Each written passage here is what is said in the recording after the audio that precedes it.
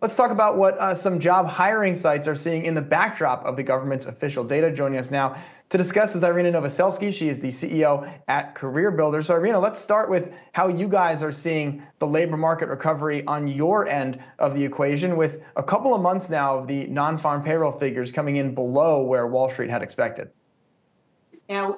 From what we see, the unemployment numbers aren't really capturing the full dynamic of what's happening in this hiring market. It's actually a really wide dichotomy. On one hand, you're seeing unemployment come down and still pretty high at a little under 6%, which is still millions of people unemployed. However, on the other side, we're seeing the highest job posting that we've seen, really an all-time high, meaning companies are looking for candidates, and yet they're not getting filled. And this is the ironicity that is happening, that I don't think we would have believed that this would be post-COVID, the conversations were happening, but candidates are not applying to jobs. And we've been talking about it. And one of the things that we look at a lot is the NFIB index, and it is a 48-year high.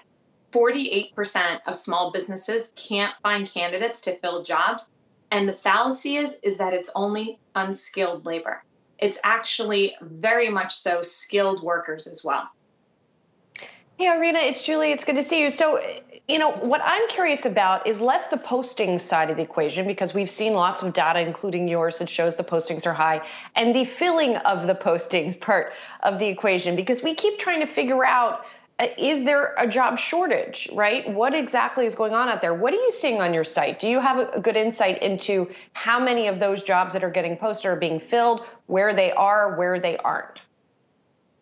There's not a job shortage from what we see. What we have is a candidate shortage, and it's coming from a few different things. So it's partially from unskilled workers, which we've talked about, and it's all over everything, that it's tied to unemployment and COVID and the returning back to the workforce. However, one of the things that we're seeing is the biggest population of candidates that fill jobs are actually switchers, people who have jobs today that are looking for a different kind of opportunity. And that is also a huge group that we're seeing just not participate in the workforce for many different reasons. Whether they're moving, we're seeing a lot more moving and people looking for different cities of employment. And as a result, they're a little bit more uncertain on switching jobs. They'd rather stay with the job that they're in. We're seeing that there's a whole generation that has left the workforce early.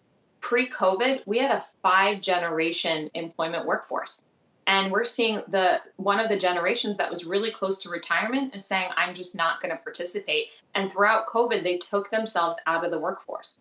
We're also seeing schools. Most schools are still in this hybrid environment that's really creating uncertainty for parents, and they're delaying going back in the workforce if they came out of it. And so the conversation is really taken with unskilled workers and the unemployment benefits. However, what we're seeing is about the same amount percent is not applying on the skilled workers as well. Irina, I was reading a story before we came to air today on how JP Morgan just posted 3 or 4 jobs looking for folks in the cryptocurrency space. Are you seeing that sector absolutely blow up right now? We are seeing growth in it, but interestingly, we're seeing people not look for full-time work because of the NFT market. They're making side money, and they're no longer looking to fill full-time hours. And so they're pulling back on the hours that they're looking to work based on what's happening in the crypto market.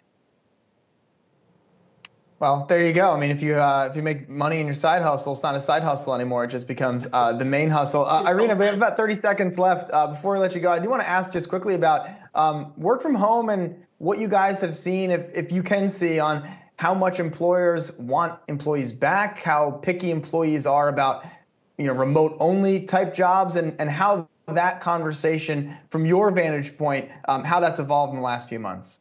Yes, yes, and yes to everything you said. So we ran a lot of surveys, and it looks like 73% of candidates want to have a remote work from home option.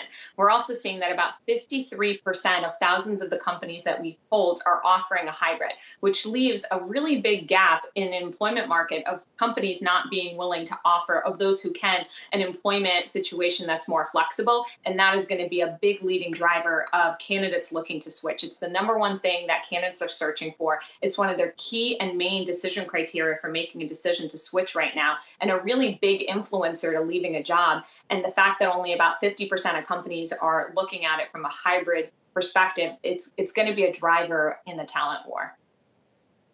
Yeah, and it's it's funny. We were chatting in the break. We are looking at our return to office, but no firm plans yet. And I think all this certainly factoring into how our parent company is thinking about these future decisions to make on and where how we will all excited you guys are potentially to coming back in the office or not. Well, I think it depends who you ask. Look, on the other side of this screen, there's a lot of expensive equipment they came and put in my house, and I mean, I think this works great. So, we'll see what Yahoo thinks about that in the months ahead. All right, Irina Novoselsky, CEO at Careerbuilder. Irina, always appreciate the time. Thanks for jumping on.